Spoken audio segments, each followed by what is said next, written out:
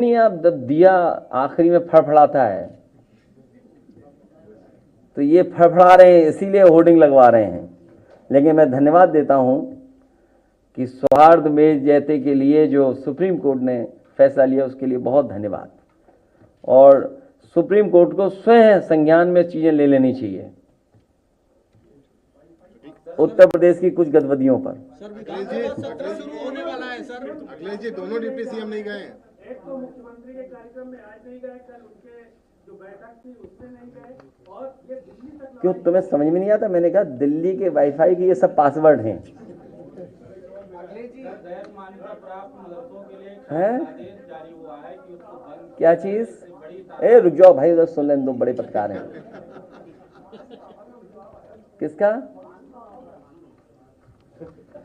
मुझे लगता है ये विंटर डिस्काउंट तक चलाना पड़ेगा।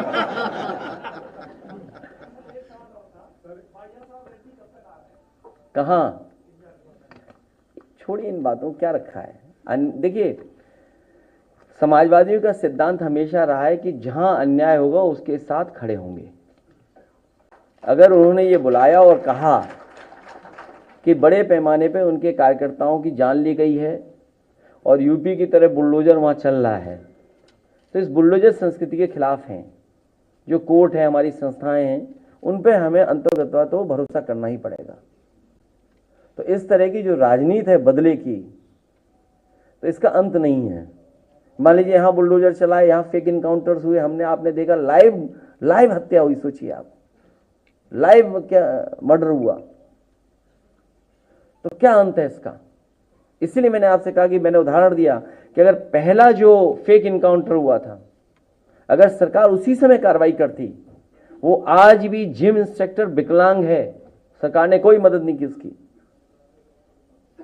तो आज ये स्थितियां नहीं बनती उत्तर प्रदेश में कि पुलिस को पकड़ रही है, पुलिस को लूट रही है। सोचिए आप।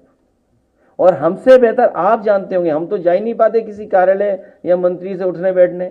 आप में से तो बहुत लोग उठते बैठते हैं मंत्री जी के यहाँ, सब तरह कार्यालयों में घूमते हैं, आप जा सकते हैं। तो आपको हमसे ज्यादा भ्रष्टाचार पता है, लेकिन आप बताते नहीं हो।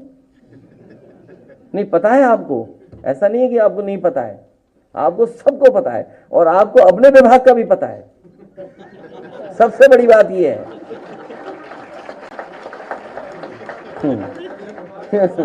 अगर ये बात गलत हो तो बताओ मुझे।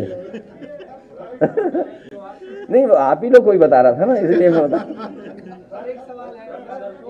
क्या हो गया संतोष जी?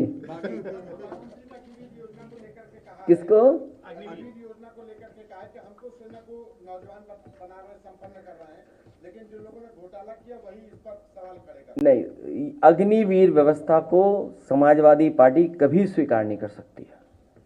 और मैंने सदन में भी कहा कि मैं खुद मिलिट्री स्कूल में पढ़ा हुआ हूं, मेरे साथ के ऑफिसर्स हैं, और जब कभी मैं नौजवानों से मिलता हूं, खासकर जो तैयारी कर रहे हैं नौजवान, उनसे मैं मिलता हूं, और आम लोगों में ये बात है कि ये अग्निवीर व्यवस्था खराब है, हमारे देश की सुरक्षा से समझौता है, और बजट की वजह से ये समझौता नहीं हो सकता। जब आप $5 ट्रिलियन इकोनॉमी की बात कर रहे हैं, 5th लार्जेस्ट इकोनॉमी की बात कर रहे हैं, 3rd लार्जेस्ट इकोनॉमी बनना चाहते हैं, तो बताओ आप पक्की नौकरी नहीं दे सकते नौजवानों को? तो ये आंकड़े किस बात के हैं? झूठे आंकड़े हैं। इसका मतलब अगर 5th लार्जेस्ट इकोनॉमी आप बन रहे हैं दुनिया के और तीसरे बन जाएंगे आप, तो आप फौज को पक्की नौकरी नहीं दे सकते फौज के अंदर।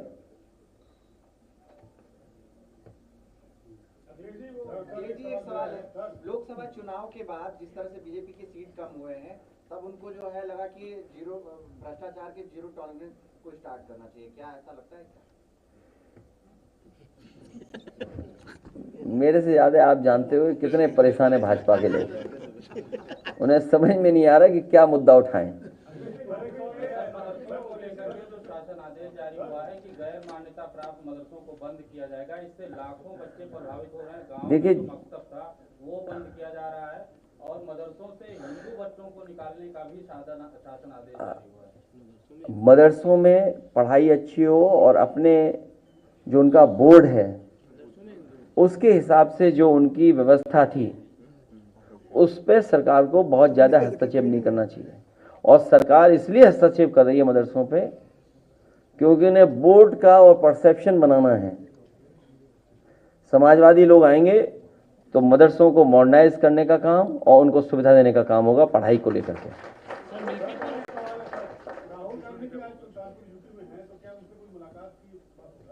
चले हम और आप दोनों लोग मतलब कोई सवाल है बताओ, हद कर दिया आपने, इतने सीनियर जर्नलिस्ट हो आप, हम दोनों बगल में बैठते हैं, उसमें क्या पूछना? देखते नहीं हो टीवी क्या? ये ऐसे पत्रकार हैं अपनी ही न्यूज नहीं देखते ये कमाल है भाई, टीवी भी नहीं देखते तुम। सर सपा के जो बागी हैं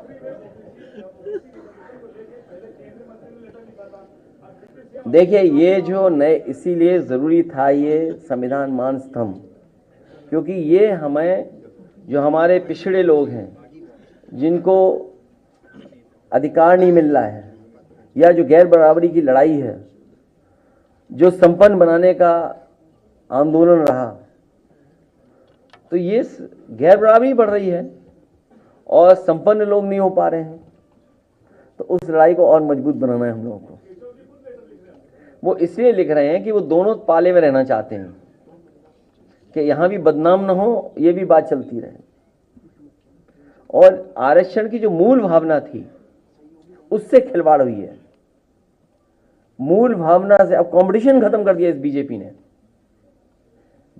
ने कंपटीशन खत्म कर दिया, सबको अपनी जगह बांध दिया। इसीलिए जाति जनगणना हो और आबादी के हिसाब से नौकरी मिले, उसके लिए समाजवादी लोग काम करते रहेंगे और लड़ते रहेंगे। ये कोई छोटी लड़ाई नहीं है, बहुत लंबी लड़ाई है, क्योंकि मूल भावना से खिलवाड़ इसलिए हो रही है कि जो पिछड़े, दलित, वंचित, शोषित और जिसके लिए हमारे तमाम लोगों ने संघर्ष किया, बाबा साहब भीमराव अंबेडकर जी ने संविधान में व्यवस्था बनाई, ज्योतिबा फूले और साहूजी महाराज के बारे में आज जब हम लोग कह रहे हैं, बात याद कर रहे हैं, 26 जुलाई कब आरक्षण की व्यवस्था लागू हो रही थी, सोचिए उस समय से लड़ाई चल रही है। तो ये जो हमारी मूल भावना से खिलवाड़ करने का काम बीजेपी के लोग कर रहे हैं। कभी भी बीजेपी पिछड़े, दलित, पीड़ित परिवार को हक सम्मान नहीं दे सकती। अखिलेश जी, मिल्कीपुर जीतने के लिए बीजेपी फोकस है, 4 मंत्रियों को लगाया गया, जिम्मेदारी दी गई है। जनता मिल्कीपुर से ने बहुत अच्छी तरह हराएगी। जो बागी विधायक हैं जो कार्रवाई की जा रही है क्या की हम तो चाहते हैं कि जो बॉडी है, जो हमारी संस्था है, न्याय देगी हमें, विधानसभा से हमें न्याय मिलेगा। जो हमारी विधानसभा है वो न्याय देगी कि ऐसे लोग जिन्होंने समाजवादियों को धोखा दिया उनकी संस्था खत्म करे, उसके लिए बाकायदा लिख करके देंगे। अब ये नहीं बताया जाएगा कानून ये नहीं, कानून ये नहीं। आपने सबने देखा बीजेपी की मदद की उन्होंने नहीं की? बताओ आप लोग, बताइए, कैमरे पे हैं सब हमारे खिलाफ बोलते थे, हैं? नहीं, वो सब खिलाफ है, वो बीजेपी में चलेंगे वो सब, हैं? किसको? तो ये लोकतंत्र में बेईमानी है, ये तो कह रहे हैं संविधान की धज्जियां उड़ा रहे हैं लोग। मतलब बेईमानों को बनाएंगे उपाध्यक्ष, बताइए आप। सर, मीरापुर सीट को लेकर के आरएलडी कह रही हो कभी समाजवादी पार्टी की सीट थी ही नहीं और अब मीरापुर की सीट जो है आरएलडी जीत के जाएगी, इस पे आप क्या कहना चाहेंगे? ये कौन दल क्या कह रहा है? छोड़िए इन बातों, कुछ नहीं है। अध्यक्ष जी 1902 में हाँ,